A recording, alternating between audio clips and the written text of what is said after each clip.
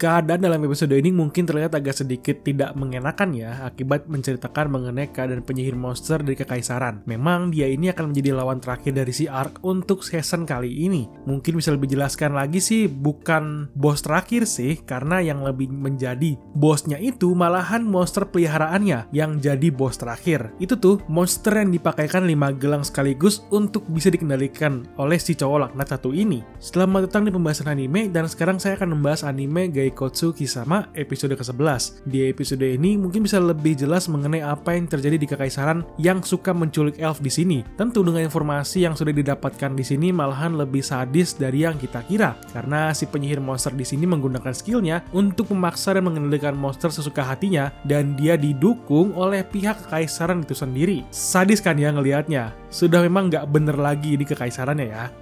Di awal episode memang mengulangi adegan mengenai keadaan di mana si penyihir monsternya sedang berbicara dengan tangan kanan kaisar yang memperdebatkan mengenai isu banyak orang hilang di kota perbatasan mereka. Namun hal itu disangkal olehnya karena pakan monsternya cuma penjahat dan budak doang. Tapi kan yang jahat itu kan adalah dia ini. Apalagi dia juga nih yang menentukan siapa yang jadi penjahat dan budaknya. Karena orang biasa pun jika dianggap jahat olehnya, dijadikan budak juga kan ujung-ujungnya. Terus dikasih makan ke monster gitu. Baru di setelahnya, kita bisa melihat keadaan Ark dan Ariane sudah sampai ke kota perbatasan Kaisek yang terlihat cukup ketat dalam penjagaannya ketika sedang berada di kota. Malahan terlihat lebih ketat dibandingkan dengan kerajaan malahan ya. Soalnya bisa terlihat banyak banget penjaga yang selalu berjaga di sekitaran kota tersebut. Namun tetap saja ketika Ark dan Ariane mulai mencari informasi di kota itu, banyak isu yang cukup aneh di mana banyak orang hilang hingga banyak kemunculan monster di sekitaran kota yang membuat Ark bertanya-tanya, itu fungsi banyak penjaga itu buat apaan dong? Kalau memang keamanan kota pun gak terjaga gitu kan.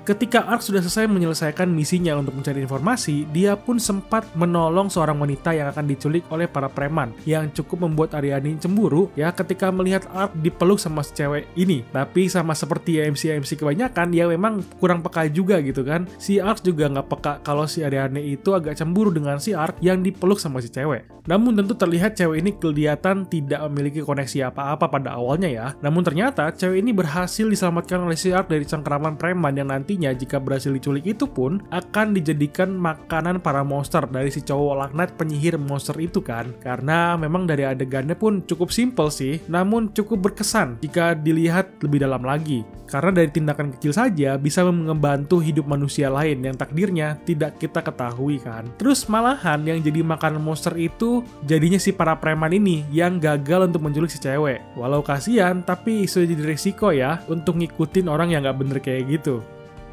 Baru deh, pada saat kelompok Ark sudah mulai sampai ke tempat persembunyian para penjahat ini, yang memang terlihat seperti kastil juga, seperti biasa, dijaga ketat oleh para penjaga. Tetapi ketika mereka sudah masuk ke dalam, malahan mereka tidak menemukan siapa-siapa dan hanya terlihat ketat dari luarnya saja, yang mengarahkan mereka ke tempat persembunyian bawah tanah, di mana mereka menemukan pintu besar yang cukup simpel penjagaannya juga. Namun ketika mereka sudah masuk ke dalam ruangan besar itu, mereka akhirnya bertemu dengan si cowok laknat yang tiba-tiba tanpa ragu memerintahkan Ariane untuk membunuh si Ark yang pada awalnya memang agak membingungkan gitu ya. Kenapa tiba-tiba si Ariane ini menyerang Ark yang dikira oleh Ark adalah sihir hipnotis. Namun si cowok laknat itu kan tidak menggunakan sihir sama sekali di sini. Dan ternyata dia sedang mengendalikan Im, seekor monster yang cukup licik yang dapat mengendalikan makhluk hidup dari belakang. Seperti tipe-tipe monster parasit gitu ya. Baru deh ketika si cowok laknat itu mulai membuka mulutnya, di sini bisa terlihat kalau dia dengan sombongnya menyombongkan dirinya bisa mengendalikan banyak monster sesukanya dengan gelang merah tersebut. Di sini ketika Ark yang mengetahuinya, dia mulai murka akibat tindakan tidak terpujinya yang melebihi batas sabar si Ark di sini. Tentu si cowok langsung saja kan memanggil banyak monster peliharaannya dan mulai bertempur dengan si Ark. Tetapi sayangnya kan karena Ark tidak bisa bertempur sambil melindungi Ariane, di sini bisa terlihat kalau Chiyome tiba-tiba datang untuk membantu Ark dalam bertarung. Tidak cuma Chiyome saja, di sini dia membawa semua ninja untuk membantu Ark dalam bertempur, di mana si Ark bisa dengan bebas untuk melawan monster yang sedang menyerangnya. Tetapi sayang sekali bahwa kita bisa melihat kalau si cowok laknat ini memiliki senjata rahasianya yang sudah terbangun dari tidurnya akibat pertempuran yang terjadi di atas. Jadi dia tidur di bawah tanah gitu ya. Disinilah bisa terlihat kalau si monster yang akan dilawan Ark di episode selanjutnya adalah seekor Hydra Hydra, monster ular berkepala 5.